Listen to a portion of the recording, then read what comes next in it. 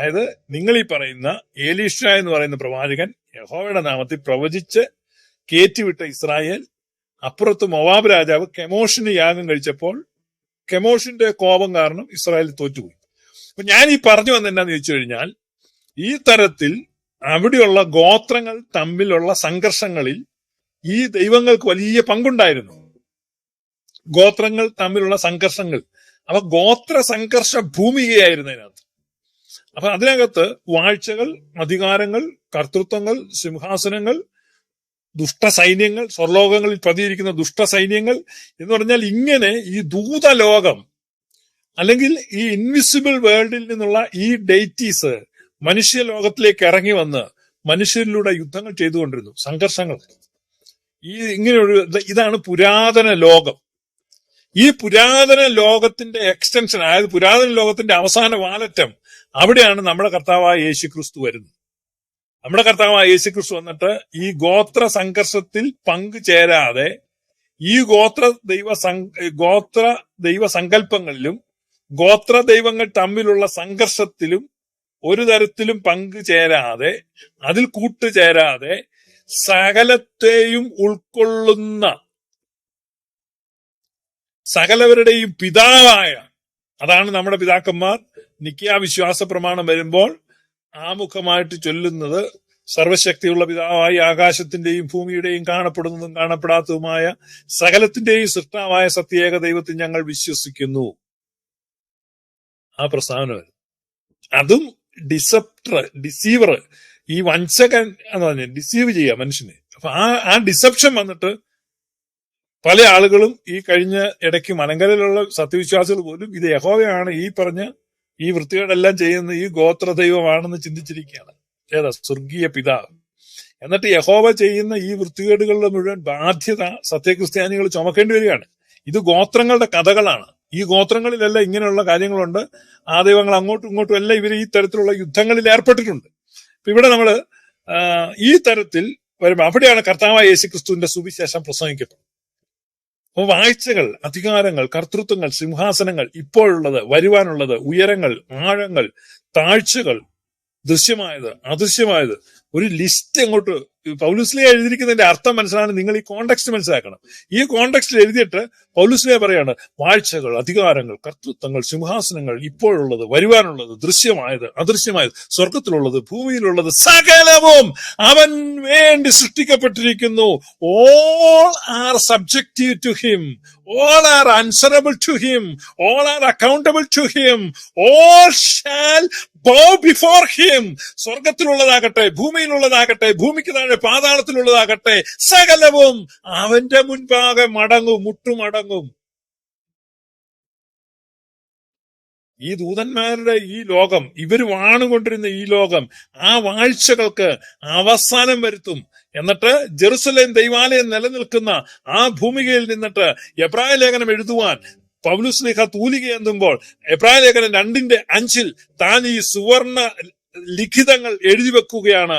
ഇത് വരുന്ന ഒരു ദിവസം ഈ ന്യായപ്രമാണത്തെ പൂർണ്ണമായിട്ടും അവസാനിപ്പിച്ച് ഈ ന്യായപ്രമാണ സംവിധാനത്തിന്റെ, ഈ ദൂതന്മാരുടെ വാഴ്ചയുടെ, ഈ ലോകക്രമത്തിന്റെ അവസാനം, അതിനെയാണ് അന്ത്യകാലം എന്ന് പറയുന്നത്. ഈ ലോകക്രമത്തിന്റെ അവസാനം, അതിന്റെ സ്മാരകമായി നിൽക്കുന്ന ഈ ജെറുസലേം ദൈവാലയം തകർത്തുകൊണ്ട് ഒരു ഭാവി കാലത്തേക്ക് നമ്മൾ പോവുകയാണ്. ക്രിസ്തീയ ലോകം, മനുഷ്യകുലം ഒരു സ്വാതന്ത്ര്യത്തിലേക്ക്, ഒരു സമാധാനത്തിലേക്ക്, ഒരു സ്വയം പര്യാപ്തതയിലേക്ക്, മനുഷ്യനെ നിർവചിക്കുന്ന ഒരു കാലഘട്ടത്തിലേക്ക്, അന്യായ നുഖങ്ങളെ തകർക്കുന്ന ഒരു കാലഘട്ടത്തിലേക്ക്, മനുഷ്യന് സ്വയം നിർണായ അവകാശം ലഭിക്കുന്ന ഒരു കാലഘട്ടത്തിലേക്ക്, ഒരു ഇന്നത്തെ ആധുനിക കാലത്തിന്റെ ആരംഭം അവിടെ തുടങ്ങുകയാണ്.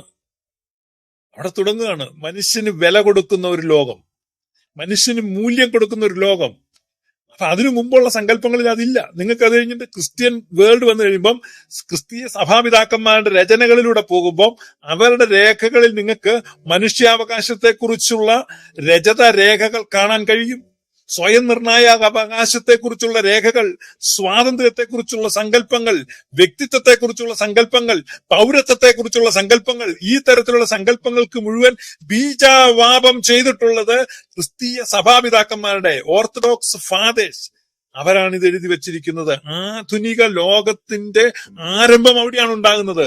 ഇതിനെയാണ് അന്ധകാരത്തിൽ നിന്ന് തന്റെ അത്ഭുത പ്രകാശത്തിലേക്ക് നമ്മെ വിളിച്ചവന്റെ സൽഗുണങ്ങളെ ഘോഷിപ്പാൻ തക്കവണ്ണം തിരഞ്ഞെടുക്കപ്പെട്ട ഒരു ജാതിയും രാജകീയ പുരോഹിത വർഗവും വിശുദ്ധ വംശവും സ്വന്തം ജനവുമാണ് നമ്മളെന്ന് പത്രോസ്ലീഹ ധൈര്യമായിട്ട് പറയുന്നത്. Yes, we are royal priesthood, we are his own people and we are holy nation, we are a chosen generation. ആ ചോസൻ ജനറേഷൻ ആണ് ഈ വലിയ ഒരു വെളിച്ചത്തിലേക്ക് നടന്നെടുക്കുന്നത്. അപ്പൊ പുരാതന കാലത്തെ ആ ഇരുണ്ട കാലഘട്ടത്തിൽ നിന്നാണ് നമ്മൾ ഏടുകളെ പരിശോധിക്കുന്നത്. അതുകൊണ്ടാണ് പൗലോസ് അപ്പോസ്തലൻ ഇങ്ങനെ പറഞ്ഞിരിക്കുന്നത്, നാം പ്രസ്താവിക്കുന്ന ഭാവി ലോകത്തെ അവൻ ദൂതന്മാർക്കല്ലല്ലോ കീഴ്പ്പെടുത്തിയത്.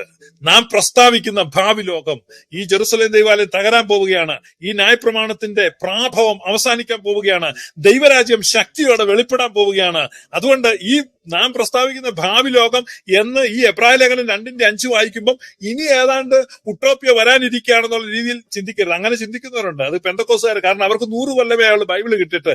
എന്നാൽ ഇത് എഴുതിയ കോണ്ടെക്സ്റ്റിൽ പൗലോസ് അപ്പോസ്തലൻ എഴുതുമ്പോൾ നാം പ്രസ്താവിക്കുന്ന ഭാവി ലോകം എന്ന് പറഞ്ഞു കഴിഞ്ഞാൽ ഈ ദൈവാലയം തകർക്കുമ്പോൾ, ഇതിന്റെ അവസാനത്തെ കല്ലും ഇളകി കഴിയുമ്പോൾ നാം പ്രവേശിക്കുന്ന ആ സ്വാതന്ത്ര്യത്തിന്റെ പുതുവായു, ശുദ്ധവായു ശ്വസിക്കുന്ന, ആ നീതി സൂര്യൻ ഉദിച്ചു നിൽക്കുന്ന പുതിയ ആകാശവും പുതിയ ഭൂമിയുമായി നിൽക്കുന്ന, മനുഷ്യന് സ്വയം നിർണയാവകാശം കിട്ടുന്ന, മനുഷ്യനെ തിരിച്ചറിയുന്ന ആ ഒരു കാലം, പുതിയ ലോകം, അതാണ് ഭാവി കാലം, ഭാവി ലോകം എന്ന് പറയുന്നത്. എന്ന് പറഞ്ഞാൽ ഇന്ന് എബ്രായ ലേഖനം 2:5 നമ്മൾ പരാമർശിക്കുന്ന ആ ഭാവി ലോകത്താണ് ഇന്ന് ഞാനും നിങ്ങൾ നിൽക്കുന്നത്. ഈ ലൈവ് നിങ്ങൾ കേട്ടോണ്ടിരിക്കുന്ന ആ ഭാവി ലോകത്താണ്. ഈ ഭാവി ലോകത്തെ കുറിച്ച് പറയുകയാണ്, നാം പ്രസ്താവിക്കുന്ന ഭാവി ലോകം ആർക്കല്ല കീഴ്പ്പെടുത്തിയിരിക്കുന്നത്?